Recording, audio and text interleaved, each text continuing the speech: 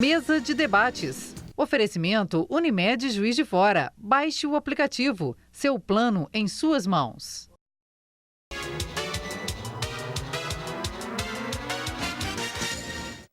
Estamos de volta para esse que é o segundo bloco do programa de hoje. Doutor, no primeiro programa lá na terça-feira eu falei que o SUS ele fornece, né, para a população 29 desses procedimentos e eles já começam na atenção básica, nos cuidados preliminares, né? Eu gostaria, como eu estava falando no último bloco, que o senhor falasse que forma que essas práticas podem ser usadas no nosso cotidiano, na nossa mudança de hábito, para evitar com que certos problemas aconteçam, hipertensão, depressão. Então, assim, cada prática pode falar de um jeito diferente. Tá? Então, eu vou trazer um enfoque interessante. A gente leva em conta também a experiência clínica de alguns profissionais. Então, eu fiz um estágio com um médico lá em São Paulo, Dr. Sidney Federman. Ele trata câncer com dieta. E ele, além de médico, ele é cientista, ele publica esses resultados. E assim, ele não fez nada além de pesquisar em base científica médica o que causa e o que trata o câncer. E está bem claro hoje pela ciência alguns itens como embutidos, né, causando câncer ou piorando o câncer. Existem alguns outros dados que não são informações tão contundentes, mas que a gente já pode estar usando. Então, por exemplo, pensando uma família que todo mundo teve câncer de intestino, né? Existe hoje a prática da conduta expectante. A gente vai esperar o próximo ter câncer ou a gente já vai atuar, né? Essa é a questão. Então, no caso desse, a gente pode estar pensando em, por exemplo, dieta. Né? Uma dieta com menos produtos de origem animal, isso já é uma prevenção muito grande, com produtos de integrais, um chá verde, por exemplo, um tofu, que é a soja, né? Um tema até, uns falam bem, outros falam mal, mas a gente tem evidências boas, né, nesses casos. E exercício físico, né, já é algo muito bem demonstrado. E assim, o que todos já falaram, a questão do autoconhecimento também. Uma coisa que eu normalmente falo com o paciente que chega até meu consultório, a grande diferença do paciente que nos procura, ele é um paciente que ele tem que ser mais ativo. Não é um paciente que quer ser curado por uma pílula. É um paciente que a gente vai falar, poxa, você tem que fazer um exercício, você precisa dormir cedo, nada vai substituir isso. Né? Você não adianta ficar no celular até meia-noite e querer dormir meia-noite e um. Né? Você tem que, a gente chama de higiene do sono. Né? E as práticas integrativas. Né? Então, assim, a medicina antroposófica, ela é uma prática que ela tenta unir vários profissionais. Então, existe o médico, o nutricionista é muito importante, os terapeutas, no caso, a gente usa muito a enfermagem, né? Com as massagens, os escaldapés, isso dentro da prática médica antroposófica. Só que eu gosto muito de falar prática integrativa, porque, por exemplo, se eu falar de um artigo científico de vitamina B12 e relação com demência, isso já foge da medicina antroposófica, mas já está dentro da prática integrativa, que isso já é algo até mais próximo da alopatia, da medicina convencional. Só que ela não fala muito, né? Então a gente acaba que se torna integrativa.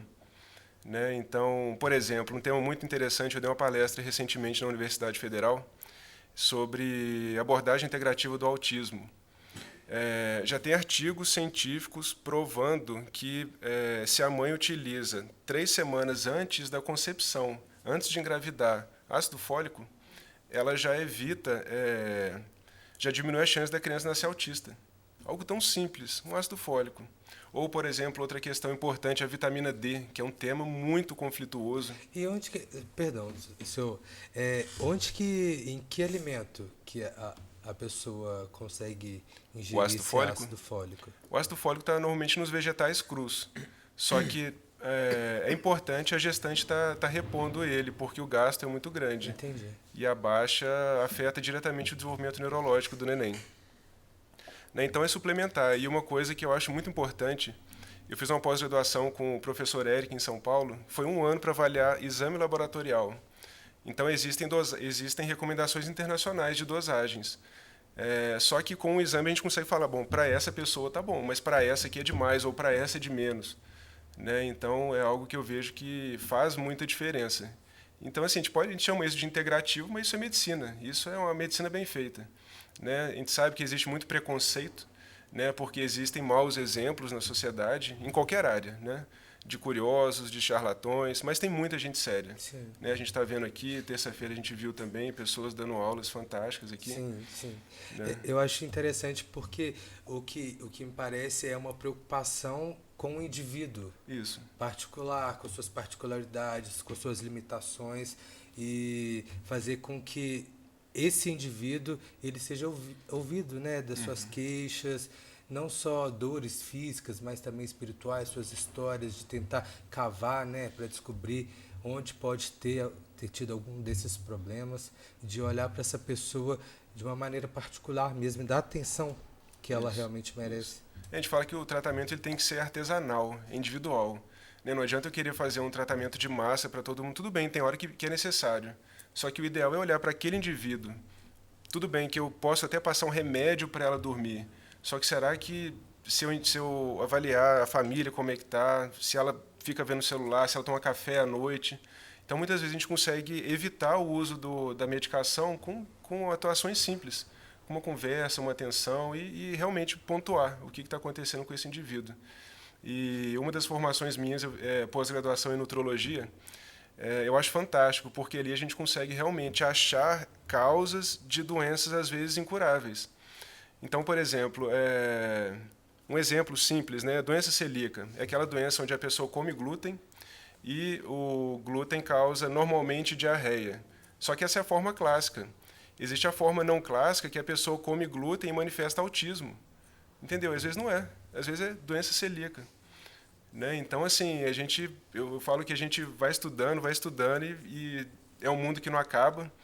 E não é porque a gente é integrativo que a gente não estuda medicina, não estuda artigo científico. Né? Por exemplo, eu adoro ler livros de filosofia, de terapias, só que os artigos científicos também são importantes até para provar o que eu gosto de estudar. Né? Sim. Quando a pessoa, eu fico curioso assim, porque quando a pessoa vai no seu consultório e vocês conversam e ali você percebe que ela não precisa de um tratamento medicamentoso, ela precisa de uma outra prática integrativa. Como que é a resposta desse paciente?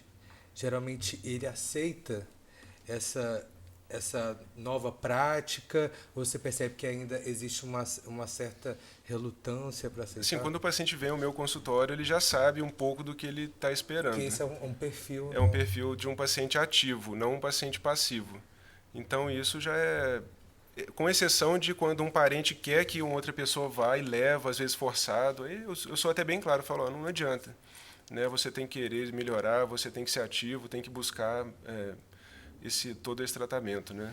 Eu imagino mesmo que seja bem real, porque muito amigo meu médico falou, Rogério, às vezes a gente só conversa com a pessoa não, já faz a consulta só para conversar um pouquinho, não é nem para tomar o suposto remédio, a droga, né? Como a gente, E aqui em Juiz de Fora, a população tem acesso a muitas opções desse tipo de... Tem, em Juiz de Fora isso está no SUS, em Juiz de Fora é uma cidade ímpar, né? São vários médicos antroposóficos, vários médicos trabalham com nutrologia. E vocês perguntaram quando o paciente chega, então assim, só que hoje normalmente o paciente que chega até o meu consultório, ele já tentou várias possibilidades e não conseguiu, o que não é o ideal. Né? O ideal, igual você comentou, que é falar de prevenção, por exemplo. Alguém que não tem nada, vão lá, vão ver se pode prevenir, vão avaliar. Às vezes, muito tempo antes, a gente consegue achar, às vezes, um nódulozinho, uma coisinha, uma deficiênciazinha de alguma vitamina que lá na frente vai levar a um problema sério. Muito legal. Né? Então, por exemplo, quando eu fiz a pós-graduação de nutrologia, meu TCC foi sobre vitamina B12. Né? Um tema que eu acredito seja fantástico e todo mundo está ainda dormindo nesse tema. Né? É algo barato, simples, dá para prevenir, mas, enfim... A gente consegue resolver problemas seríssimos com um negocinho desse, mas precisa de uma avaliação adequada, precisa de exame. Sim. Né? Então, a gente não é contra remédio, mas a gente é totalmente a favor de buscar um caminho mais natural. Essa que seria a frase. Então, a medicina antroposófica, ela olha mais esse lado todo, assim, ela não vai direto na causa, ela estuda antes, ela dá uma olhadinha no todo do Isso, do então assim, eu falo que o médico antroposófico ele é um médico integrativo mesmo, né? Ele vai querer entrevistar, ele vai querer saber da vida pessoal da pessoa, ele vai saber o que a pessoa come, como que ela dorme, o que ela gosta, tudo isso é importante, né? Perfeito. Bom, a gente vai fazer mais uma pausa e daqui a pouquinho a gente vai encerrar o programa falando sobre a barra de Axis, que eu estou super curioso para